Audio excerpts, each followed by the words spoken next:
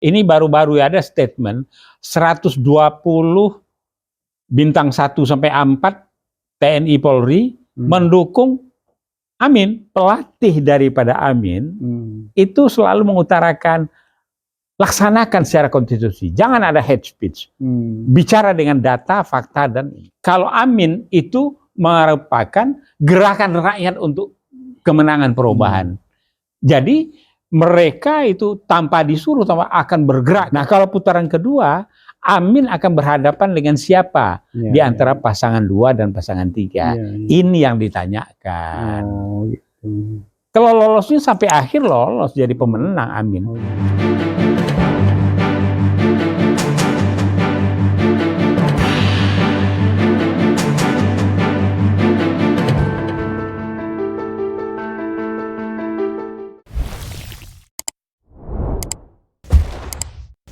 Assalamualaikum warahmatullahi wabarakatuh. Waalaikumsalam warahmatullahi wabarakatuh. Jumpa lagi di Peace dan Khas Channel dengan Prof. Abbas Taha. Bisik-bisik politik kenegaraan. Saya Prof. Alhamdulillah, Bib. Alhamdulillah, semakin hari semakin semangat. Semakin semangat karena kita sudah memasuki tahap kampanye damai. Wih, yang kita nantikan akhirnya tiba juga ya. Iya, tiba juga. Karena apa? Ya, Adian Pitupulu kan bilang, emak katanya enggak boleh pemilu harus jalan. Tidak boleh 3 periode. Nambah setengah pun enggak boleh. Ini diperkuat oleh Masinton Pasaribu. Masya Allah. Jadi begitu semangatnya ya. Oh, semangat, dan itu harus kita bahas karena beberapa pendekatan di dalam pemilu ini perlu kita bahas terus bagaimana dinamikanya. Nah, sebab saya mengalami tahun 55, Bib. Kemudian 82. Kemudian waktu Gus Dur, unik-unik nih halnya ini. Nah, perlu kita angkat nih supaya masyarakat yang sejarahnya sudah sempat dilupakan selama sekian tahun dan perasa sejarah dan agama dipinggirkan, nah sekarang nggak boleh. Nggak boleh. Sebelum kita nggak boleh, kita ngopi dulu. Ya, baik, Bib. Kalau biasa teh pagi nih, kopi sore. Waduh, ini di Khas Channel ini kalau enggak teh ya kopi. Ya, Prof ya? Iya. Bikin energi baru. Kopi pahit ya. Bismillahirrahmanirrahim.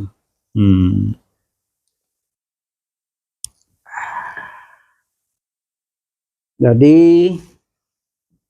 kampanye mulai besok, Prof ya?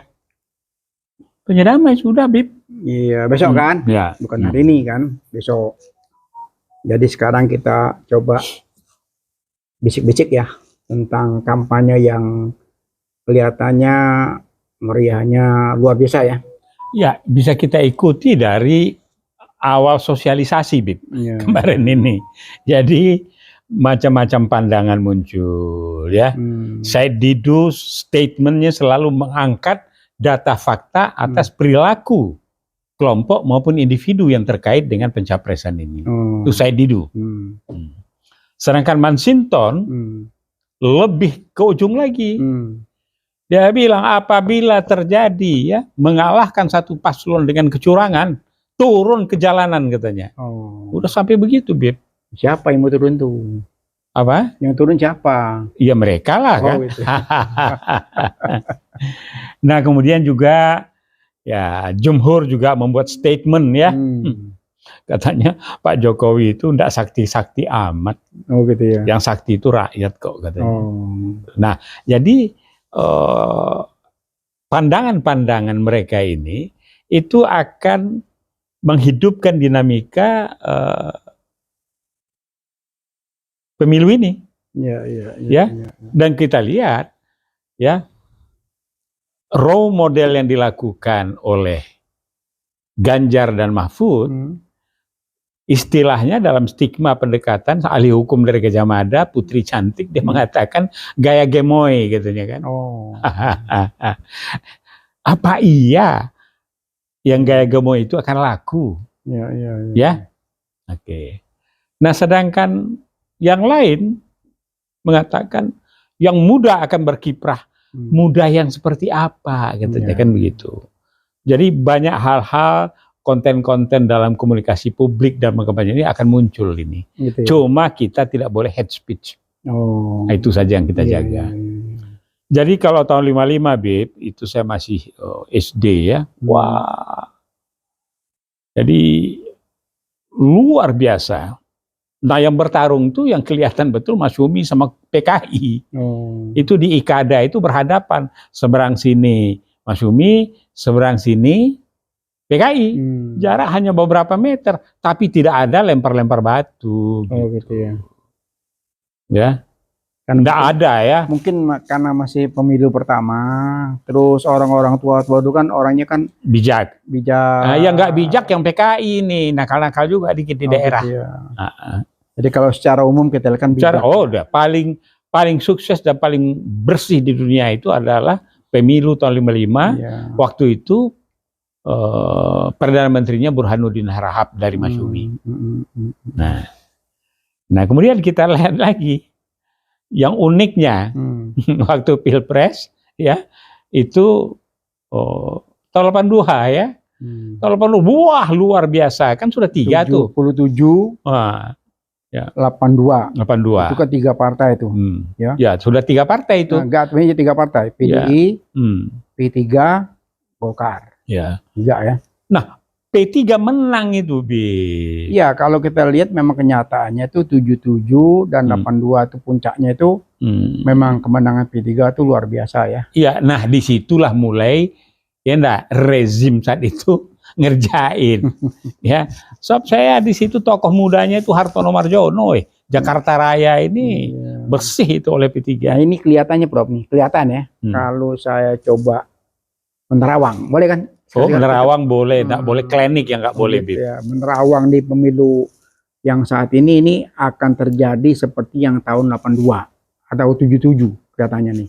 Jadi akan ya dijegal nggak bisa. Enggak, bukan jegalnya. Bukan. Meriahnya yang saya maksudnya. Meriahnya yes. Nah, kalau kelihatannya dari euforia ya, pendukung-pendukung ini terutama pendukung koalisi perubahan yang begitu dahsyatnya.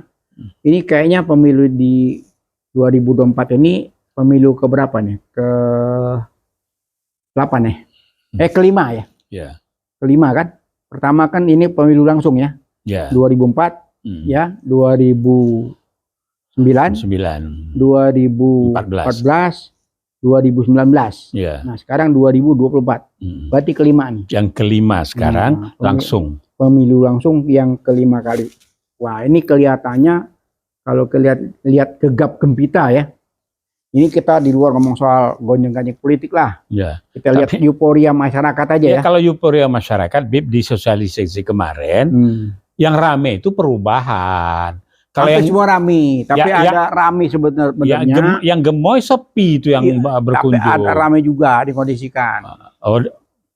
Ya. Kan banyak, bayangin sekian abdesi itu berapa banyak tuh dikumpulkan. Ya, tapi abdesi kan pencatutan itu. Iya, makanya saya bilang tadi ada yang rame betul-betul memang dari kemauan masyarakat, kesadaran ingin perubahan.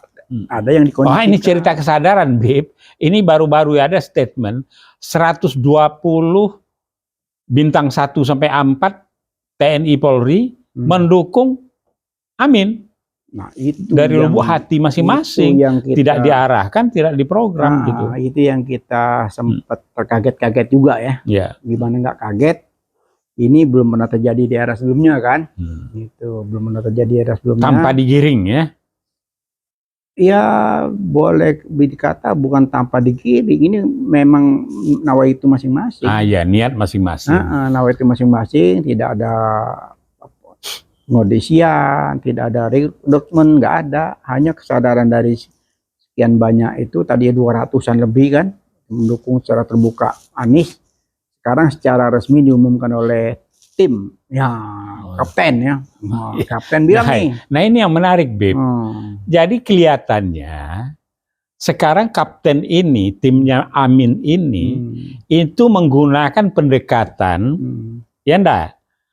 Tut Wuri Handayani, nah jadi Ing Ngarso Sungtulodo, Ing Mangyo Manukarso, Tut Wuri Handayani. Jadi dia itu dari belakang gitu, dari belakang memberi kesempatan rakyat untuk bereforia dalam rangka melakukan dan memenangkan Amin untuk perubahan. Iya, jadi penjelasan jadi beliau lain, stylenya lain, jadi tidak kelihatan penjelasan apa. beliau itu bahwa beliau tuh dipilih sebagai kapten ini juga unik, Prof. Nih. Belum pernah terjadi nih. Pernah nggak jadi, Prof? Ada tim kampanye pakai sistem kesebelasan, pernah nggak terjadi? Kapten gitu ya? Iya, ada nggak? Ya, artinya kapten itu adalah leader atau manajer. Enggak, maksudnya gini, mereka tuh mengumpamakan ya kontestasi ini sebagai permainan bola. Kan gitu kan? Bola itu lagi digemari oleh semua generasi ya, tanpa terkecuali ya. Dari mulai yang tua dulu sampai sekarang tuh, bola itu memang menjadi tontonan yang paling menarik ya di dunia ya. Kenapa bola? Ya karena begini, kan di komentari Caimin, orang senang bola, silahkan main bola, tapi bola ini baru akan bergengsi dan menarik ditonton di dunia maupun regional dan lokal. Itu kan yang terlibat di dalam permainan bola itu kan pemain, coach, kemudian wasit, sudah tuh penonton. Enggak, ini wasit ya. Ya, wasit tidak boleh cawe-cawe, penonton pun tidak.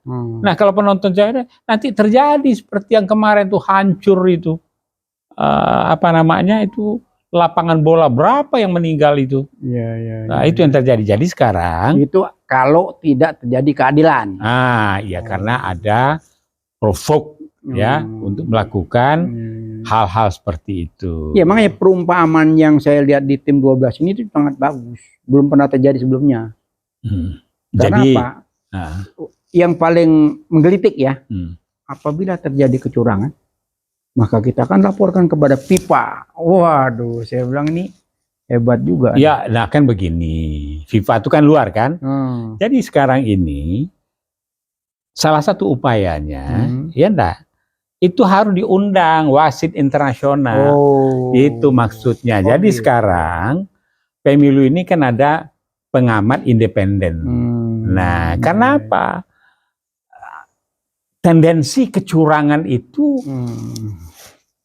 TSM, terstruktur, sistematis dan masif. Ini udah terjadi. Ya. Ngomong-ngomong, udah diundang belum nih? Kan tinggal berapa hari nih? Udah ada belum bocor-bocoran ada undangan untuk apa namanya pihak internasional yang untuk terlibat datang sebagai? Ya, kedengarannya sudah ada upaya-upaya begitu, tapi kan pemerintah main sekarang ini. Nah, tinggal ada desakan ya. Ini sudah mulai beberapa komunitas sudah mendesak untuk menginvite, mengundang pengamat internasional, kan begitu. Jadi kita balik lagi tadi kan Habib kan bilang ini kapten dengan timnya. Dalam permainan sepak bola ini ada beberapa variabel yang terlibat. Pemain, wasit, coach, kemudian penonton. Jangan lupa, ada lagi pelatih. Ya coach itu tadi pelatih. Oh gitu. Ya, ini kan pakai bahasa Sunda, coach gitu. Oke ya. Nah, ini dalam hal ini pelatih daripada Amin itu selalu mengutarakan laksanakan secara konstitusi. Jangan ada hate speech. Bicara dengan data, fakta dan ini. Kita mulai dari gagasan. Luar biasa kan? Nah, itu adalah gaya daripada Anies Baswedan.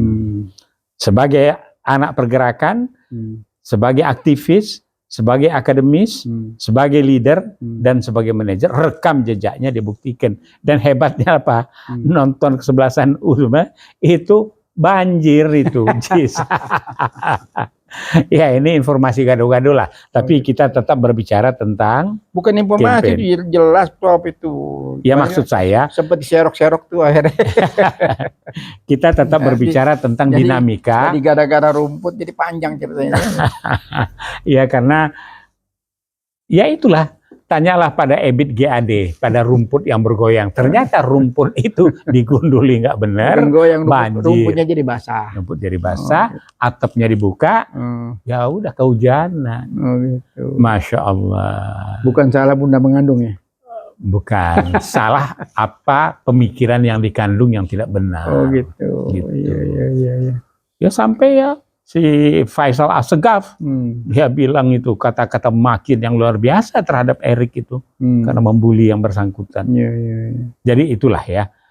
Nah, balik lagi kita akan menuju tanggal 14. Menuju 14 itu langkah-langkahnya kan jelas. Iya. Ya, ini barangkali sekalian ini buat yang belum pertama adalah menetapkan daftar pemilih tetap DPT. DPT ini sendiri sudah banyak yang nggak benar, udah disampaikan kepada Bawaslu dan KPU.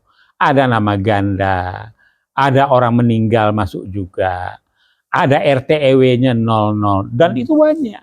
Nah, Mas Sumi punya alat deteksi itu, udah mengumpulkan data. Ini udah terjadi. Nah, sekarang ini berjalan terus loh. Mudah-mudahan dibersihkan sambil berjalan. Sudah itu langkah berikutnya adalah nanti ya nusuk gitu di lubang di kamar bilik kan. Bilik suara. Tapi bilik suara. Nah, itu kan ada formulir itu. Ya enggak? Kemudian ada petugas. Nah, petugas harus juga dicek itu pakai cincin yang ada lubang nggak dia? Waktu menghitung nih. Nah, kan begitu. Tapi waktu mencoblos itu bukan harus cincin yang ada lubang. Cincin yang ada kayak jarumnya gitu. Jarumnya. Jadi setelah masuk situ kan DPT tadi itu jumlahnya kalau 300, kalau semua hadir berarti kan 300 lembar kan. Nah, untuk itulah Planus C itu ditandatangani basah. Kemudian ada yang dipapan, nah itu difoto. Kemudian dikirim ke pusat ya pengolahan data masing-masing partai kalau punya. Nah, tapi seingat saya kalau PKS punya pengalaman baik di sini. Dr. Mardhani Alisera ini pakarnya itu. Nah, kemudian setelah selesai itu kan dikumpul masuk kan. Ya, kalau dulu kardus digembok. Kardus digembok. Sekarang apa nih? Kardus lagi? Ya, mirip-mirip lah. Nah, kemudian kan dibawa dari situ, dari TPS dibawa ke kecamatan. Di kecamatan, ini kan udah dihitung tadi C1. Nah, untuk itu jangan lupa, C7 juga difoto. Jadi orang yang menyaksikan proses itu difoto. Jadi ada Planus C7, ada C1. Simpen tuh sebagai dokumen untuk bertarung, untuk advokasi nanti. Kemudian naik di pleno kecamatan, naik ke pleno ya kabupaten kota. Nah, di kecamatan apa? Nah, itu semua harus hadir. Ya, saksi-saksi tadi. Nah, hebatnya sekarang kalau Amin itu merupakan gerakan rakyat untuk kemenangan perubahan.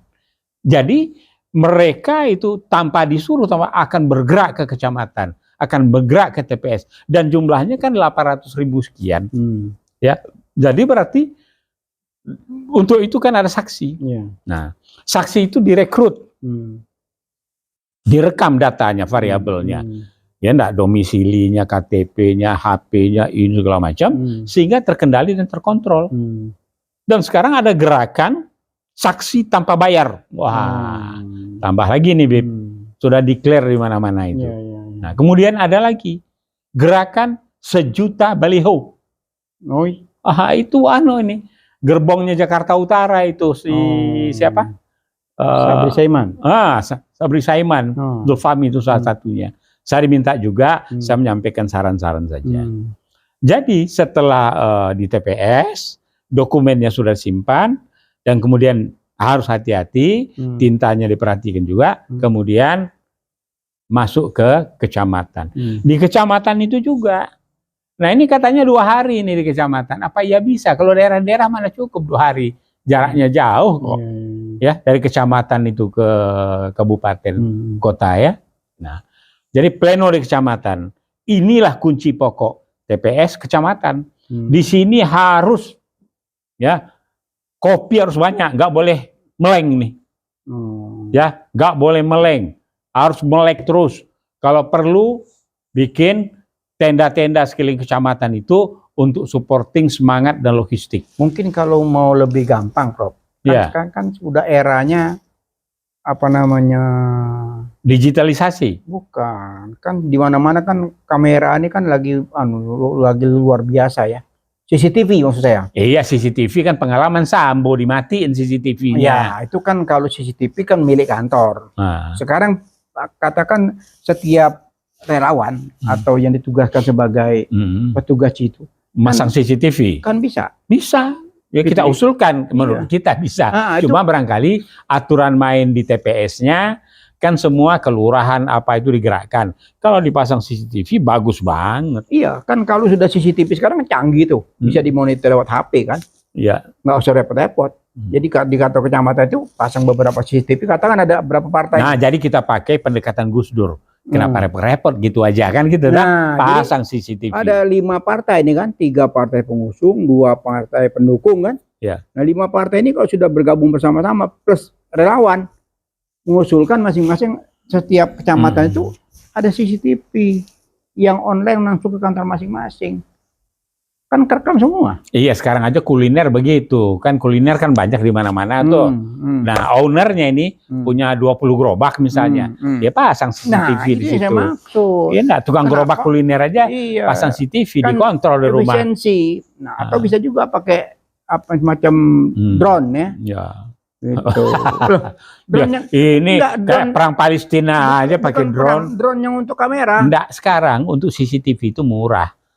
Yang 100.000 juga ada. Nah, itu kan untuk bagian di dalam. Ya gitu. Taruh aja. Nah, naruhnya bisa juga gampang. yang di luar. Di luar tadi kan pakai. Ya kalau di luar kan gedung yang kelihatan. Enggak, ada semacam mobilisasi apalah atau apa gitu untuk monitoring. Gitu. Oh, monitoring sekeliling, monitoring di dalam dan di luar, dan proses. Iya, jadi begitu satu gedung di kecamatan ini ada satu drone ini pakar bener nih yang ngomong nih. Kalau udah pakar begini ngomong karena begitu ada drone di situ, dia monitor terus siapa aja pergerakan selama 24 jam di kantor itu. Ada pergerakan ada apa kan udah kerekam semua tuh. Itu langsung input data. Nah, kita balik repot-repot kan? Ya, jadi ada usul dari pakar kita coba pakai CCTV yang murah saja. Proses di luar maupun di dalam. Nah, jadi sudah ya, Bib. Jadi ini dokumen di TPS sudah. Sekarang masuk kecamatan. Kecamatan dipasang seperti itu. Kemudian naik ke kabupaten kota. Ya bisa juga katakan di per TPS nih. Ya per TPS katakan kantor partai ini sini. Udah pasang aja CCTV di situ. Kan sekarang gampang tuh. Pasang CCTV di situ.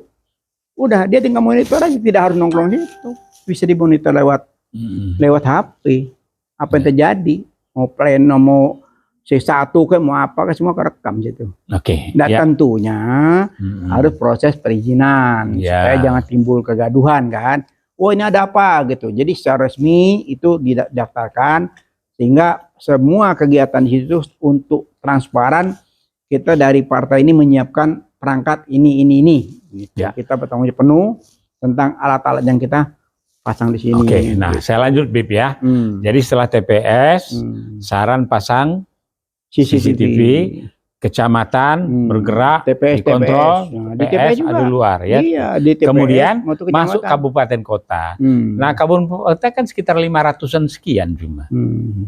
Nah insya Allah. Tapi setelah ini berjalan, seperti yang Habib bilang itu tadi, jangan terjadi seperti tahun 82 dan 77. P3 menang, tapi di ujungnya kalah dia. Nah itu makanya tadi untuk menghindari itu semua. Sekarang kan era kan udah canggih. Ya kan semakin hari semakin canggih dan mudah ya. Bukan sekedar canggih, mudah ya. Kita lihat kemarin kan seperti apa namanya di Gaza kemarin kan, begitu canggihnya Hamas yang tidak kelihatan bagaikan hantu. Bayangin tuh, tiba-tiba dia bisa memberondong begitu banyaknya orang gitu loh. Begitu kemarin ada proses jeda pada saat penyerahan sandra-sandra itu, saya melihat Hamas itu seragamnya, ramah tamahnya, dia perlakuan seperti itu.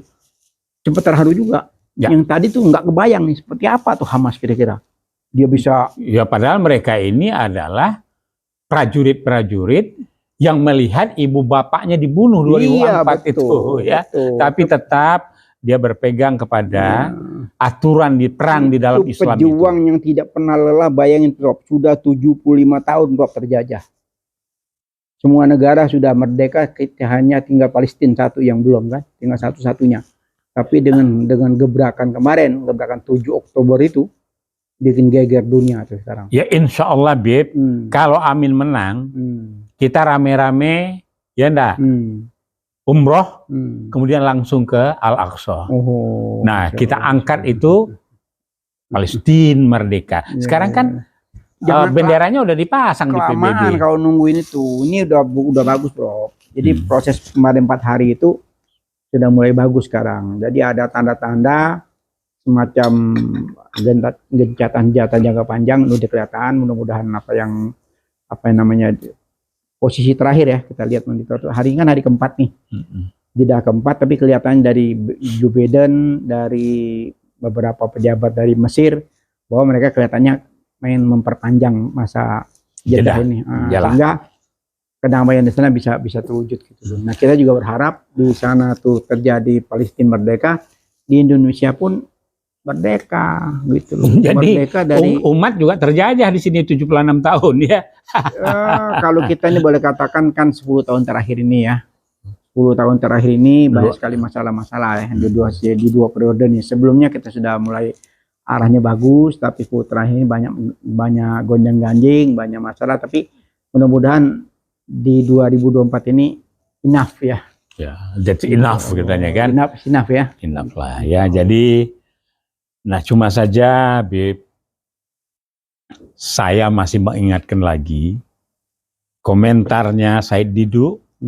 Ini loh permasalahan yang ada. Harus kita selesaikan melalui perubahan. Banyak itu. Masalah kekayaan, pasal 33, masalah pajak, masalah nikel. Nah kemudian Bib, kita lihat lagi sekarang apa yang diteriakkan Jumhur.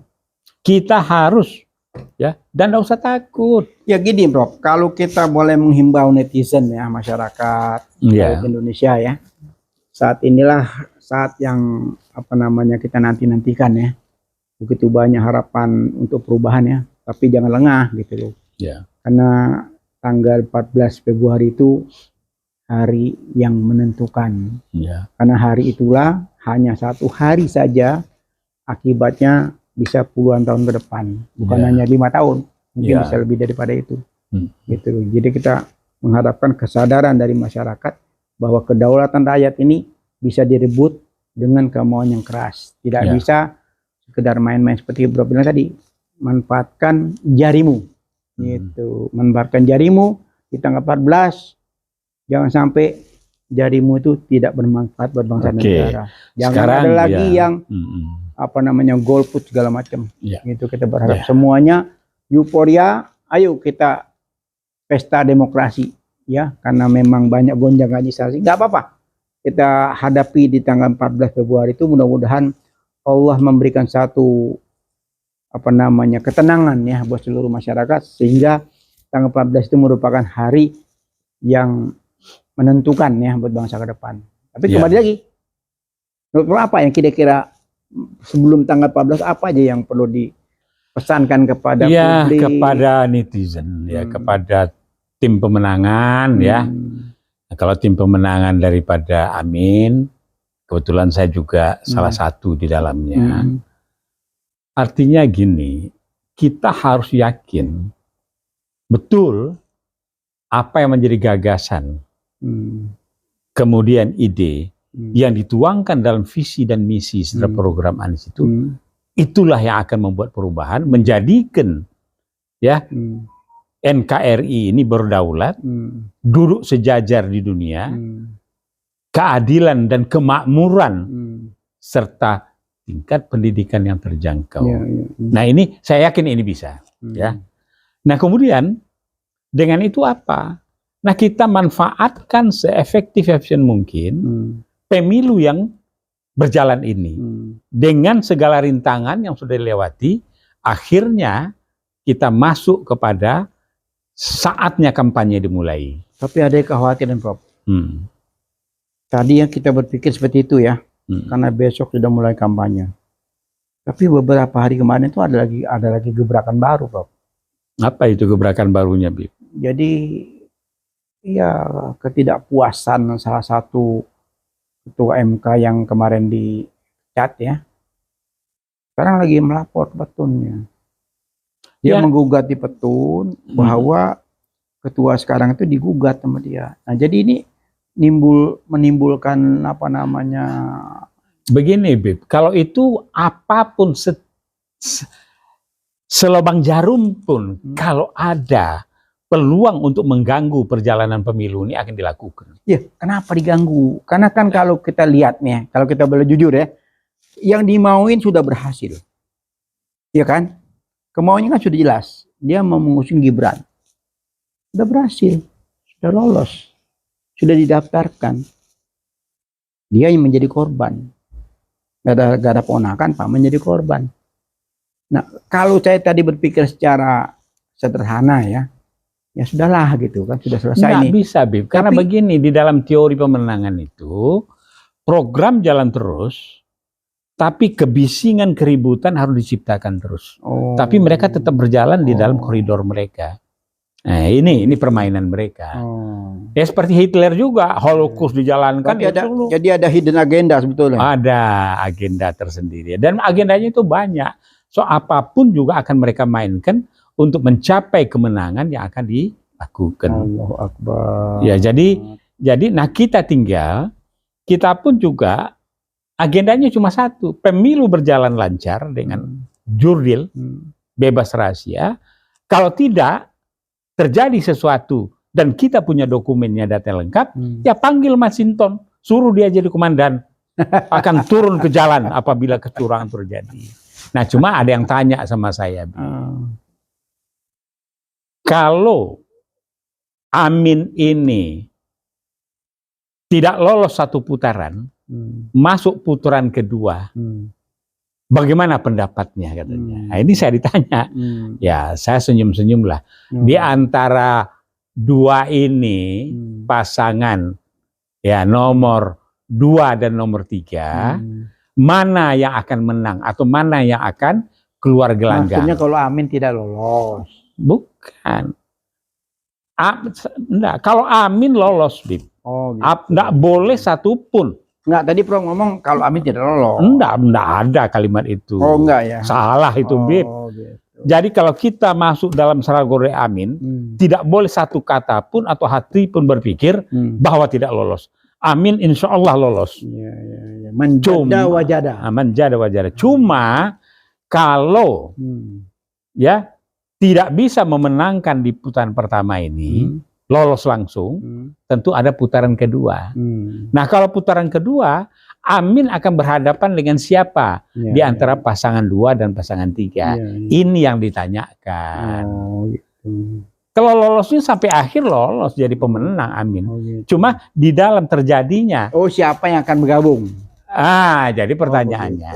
Gitu. Kalau yang menang itu pasangan 2 atau 3 yang akan bergabung itu. Nah, 2, ya sebagian akan bergabung. Misalnya contoh lah, seanu-anunya itu kalau pasangan 3 ya tidak lolos, jelasnya mereka yang berbau bernafaskan organisasi Islam akan bergabung ke Amin. Itu. Tapi kalau yang 2 yang tidak lolos, nah di 2 ini ya pendukung 02 yang lalu dalam barisan regionalis, nasionalis religius itu akan mendukung Amin. Jadi apapun yang terjadi, Amin ini tetap lancar ke depan. Gitu ya. Tinggal Allah lagi. Ya.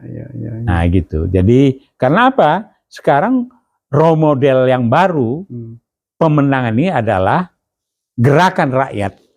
Nah, jadi saya ingat kisah lama itu Bastille di Prancis dulu. Itu rakyat yang bergerak ke depan. Prof, ini kemarin kan kita lihat ya, survei yang agak benar deh, agak benar saya bilang.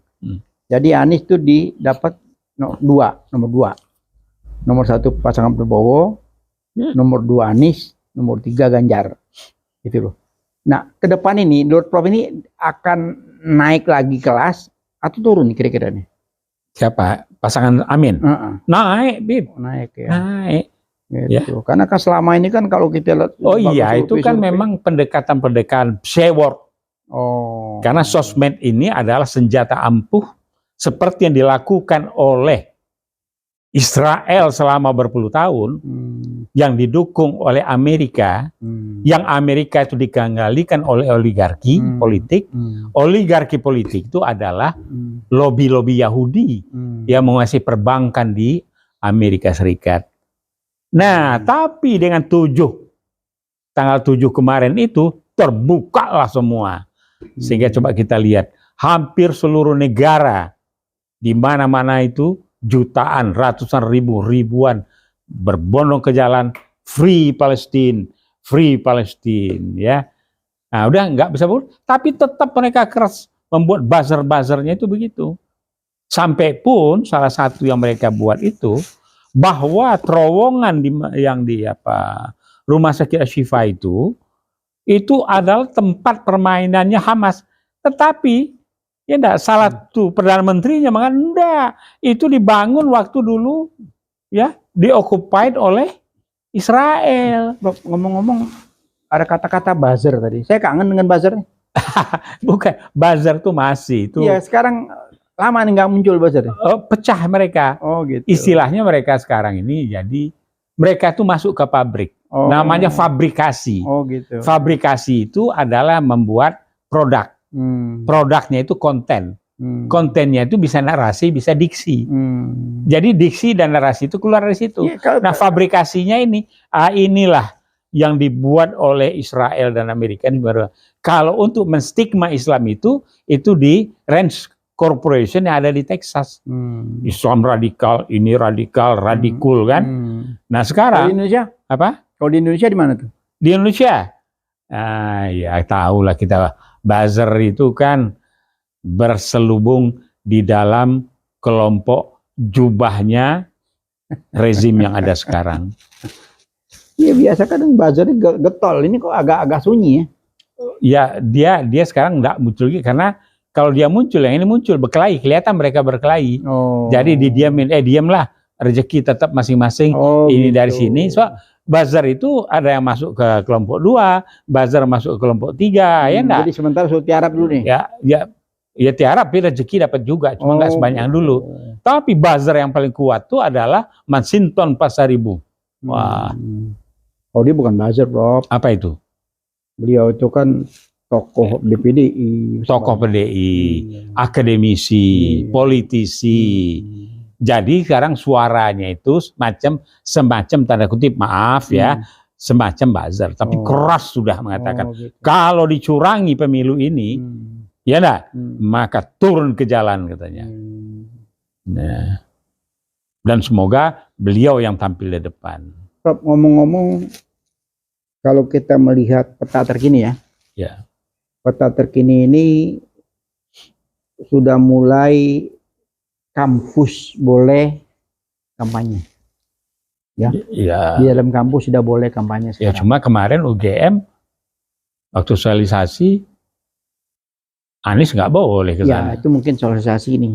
Tapi kalau misalnya musim kampanye, info yang saya dapat itu kampus itu sudah membuka pintu, gitu loh. Jadi capres-capres yang mau berkampanye di kampus silakan, gitu loh. Jadi intinya ini menarik ya, gitu. Seorang presiden dan wakil presiden bisa berkampanye di kampus, gitu. Cuma karena waktunya juga mepet, ini kayaknya juga berat ya mengatur waktunya ya. Kapan waktu yang pas? Ya artinya kampus-kampus di basis-basis kuat, ya itu bisa misalnya di Sumatera Utara 1, Sumbar 1, Selatan kemudian Jakarta ya, kemudian Jogja, kemudian ITS, kemudian Malang, cukup deh. Unhas ya. Semua kampus bisa. Ya. Kemudian kan bisa split, bisa caimin ke sana ini. Sebab mereka ini kan duit tunggal, Bib. Nah, gitu. Ya. Karena jadi beda-beda. Kalau yang paslon 2 dia nggak gendong. Kalau ini enggak duit tunggal lain. Oh, beda ya. Iya. Ya kalau ngantuk kan harus dinina bobok kan. Aduh. Ya, jadi gitulah Bib artinya. Kembali lagi ke pemilu yang 82 itu Prof, saya merasakan sekali ya. Merasakan betapa hiruk pikuk ya. Iya, dan Dorongan dari masyarakat waktu itu ingin perubahan ya tahun 82. dan itu kan. Habib masih muda banget tuh ya. Iya, sedang gagah-gagahnya tuh. Kita bikin Ka'bah besar. Kita gotong tuh Selipi, taruh di tengah-tengah Selipi, itu kampanye masyarakat dari mana-mana, dari Jakarta Barat itu berbondong-bondong kemana? Ke Gelora Bung Karno. Wah, itu nggak ada lagi pakai mobil, jalan kaki semua penuh. Di atas jembatan Semanggi, di bawah itu manusia penuh gitu. Begitu pemilihan selesai, wah, ini P3 tidak terima, berhubung ada kecurangan katanya. Nah, sudah tidak terima pemilu ada kecurangan, saya berpikir kalau memang tidak menerima ya jangan ada wakil rakyat yang ada di DPR kan. Ini mereka tetap duduk ya. Nah, itu jadi pertanyaannya kan. Begitu selesai, katanya protes tidak mau tanda tangan hasil pemilu, tapi anggota-anggota yang terpilih tetap duduk. Nongkrong di sana. Iya, Ya udahlah. jadi Itu awal daripada kegundahan, kegalauan yang tidak jadi komit itu terhadap perjuangan setengah hati kan. Kalau memang betul waktu itu betul-betul tidak menerima, ya tidak tanda tangan masalah hasil pemilu, ya jangan duduk. Kan gitu loh. Ya. Jadi oposisi di luar. Nah, ini mereka duduk. Ya udah, akhirnya terjadi lagi tahun berikutnya. Ya timbul harapan-harapan yang tadinya bergelora ya satu demi satu gugur. Yalah, Tidak ada lagi harapan. Nah, kita juga berharap jangan sampai terjadi lagi di 2024 ini. 2024 insya Allah. Tidak, karena apa? Itu seluruh masyarakat ya, dengan partai-partai besar nanti tentu nanti PDI akan terjun tuh. Iya gini ya, maksudnya gini. Jadi kalau umpama nih kita ngomongnya terburuk ya, katakan terjadi kecurangan pemilu. Sudah terlihat pengalaman 2019 terjadi kecurangan pemilu kan ujung-ujungnya kan di MK. MK kan kita sudah tahu kualitasnya seperti apa kan. Ujung-ujungnya tetap aja udah segala macam ya, cara. Cuma kan sudah ada tadi. Kalau kecurangan seluruh lembaga negara tidak menegakkan hukum yang betul, ya itu tadi. Ya maksud saya itu selain apa namanya masyarakat marah, rakyat marah, ya kontestan juga harus marah gitu loh. Jangan menerima hasil itu. Oh, dan untuk ini yakin betul saya pengusung ini Nasdem, PKS dan PKB, kalau mereka dicurangi mereka tidak akan terima. Nah, itu yang saya maksud. Wah, iya. Jadi tidak akan terima. Dan saya yakin betul-betul diterapkan kalau yakin perlu. Itu karena apa, Bir? Bagi partai itu sendiri adalah to be or not to be. Karena apa? Kalau mereka nyerah, kemudian yang pemenangnya bukan Amin, disusun kabinet segala macam, setelah 1 tahun ini 3 partai ini habis semua. Bisnis habis, posisi habis, segala habis. Maka berkuasalah rejim yang baru ini, ya. Entah itu yang nomor 2, entah nomor 3, tapi pengendalinya bukan diri mereka, karena mereka semacam petugas daripada oligarki. Gitu, itu tidak boleh terjadi. Oh iya. Dan rakyat tidak mau, saya tidak mau terima itu. Ya. Saya tidak mau anak cucu saya itu terbelenggu dalam kehidupan.